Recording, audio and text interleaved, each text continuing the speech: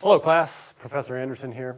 Let's talk about uniform circular motion, and let's start this discussion by asking you guys a question.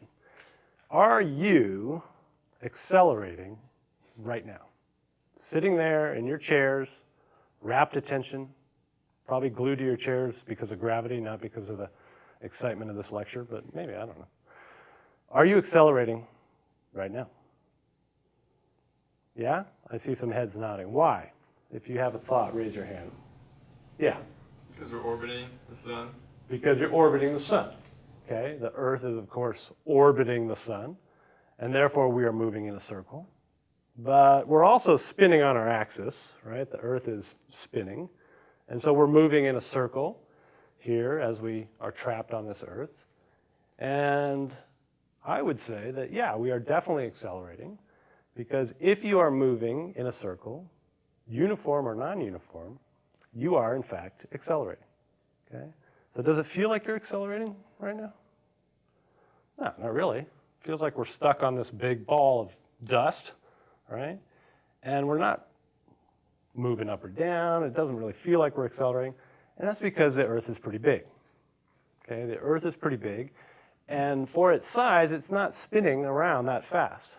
Right? We're actually moving about 1,000 miles per hour right now. But for the size of the Earth, that's not that fast. When you get on a small merry-go-round and you spin around on a merry-go-round, you definitely feel that acceleration. All right, so let's talk about uniform circular motion. Okay, uniform circular motion is just this.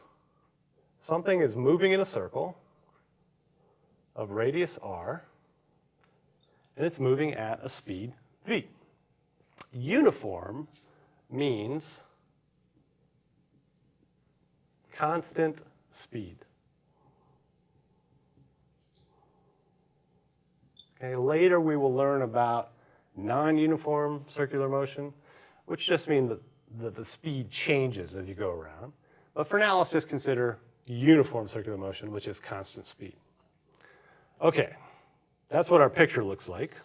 We just said that we think we are accelerating, and we can probably convince ourselves pretty quickly that that is true, because acceleration is delta v over delta t.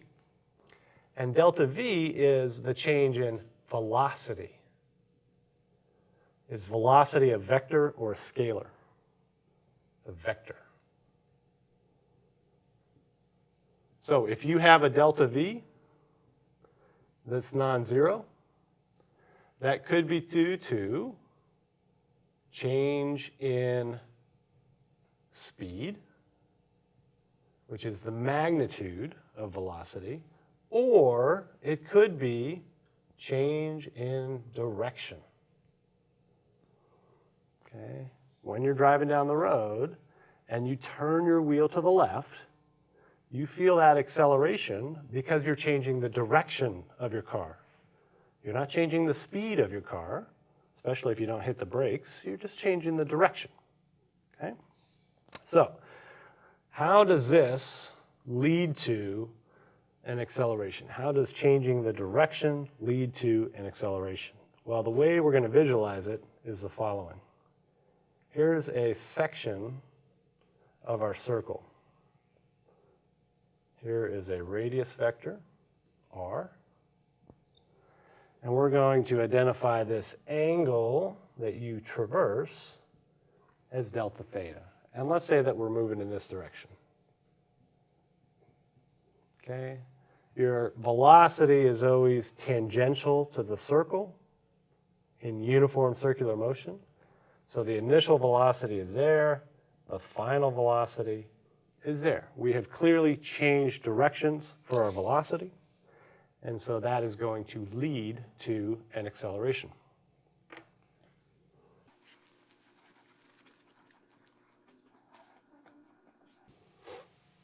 Okay, so let's take a look at this picture in a little more detail. Right? Where did I start? I started at a position there, R initial. I ended at a position there, R final. Okay? Vectors for position, they always define relative to some origin. We'll make the origin the center of the circle. The difference between those two is, of course, right there. Okay? So, what about the velocity vectors? Well, it looks like the velocity vector VI is up and to the right. But VF is down and to the right. And if I do the difference of those two, remember you can do your tip to tail approach by flipping the sign of one of them, but you can probably convince yourself pretty quickly that delta V is going to look like that. Okay, I was going up, I've changed to going down, and so the delta V has to be pointing down. All right, but these are just magnitudes now. The radius of the circle doesn't change. That side is just delta R. If we are in uniform motion, the speed doesn't change. That side of the triangle is just delta V. Both of these are making an angle delta theta. All right? This is the way we define it. How do you see this? Well, this is always a right angle, and that's always a right angle. So if I add 90 degrees to VI and I add 90 degrees to VF, they both are going to traverse the same delta theta. Okay, let's go back to our acceleration.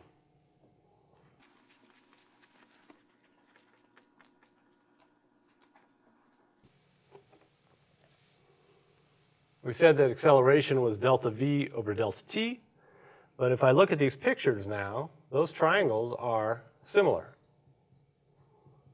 And if they are similar triangles, then I can write the following. Delta V over V is exactly the same as delta R over R.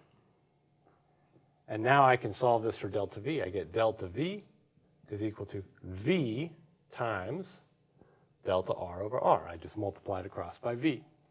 And now let's plug that into A. A, the magnitude of A, we said was delta V over delta T. And here's my delta V. And so I can plug that in. I get V over R times delta R over delta T, which I carried in from there. But delta R over delta T, that's just how far you've gone in some amount of time, which is, again, just your speed. Delta R over delta T is just V. And so we get what we now call centripetal acceleration.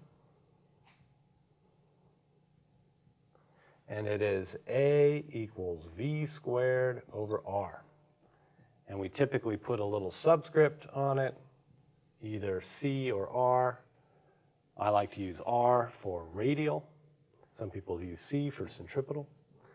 But what this means is anytime you're moving in a circle, you have a centripetal acceleration towards the center of the circle, which has this magnitude, V squared over R.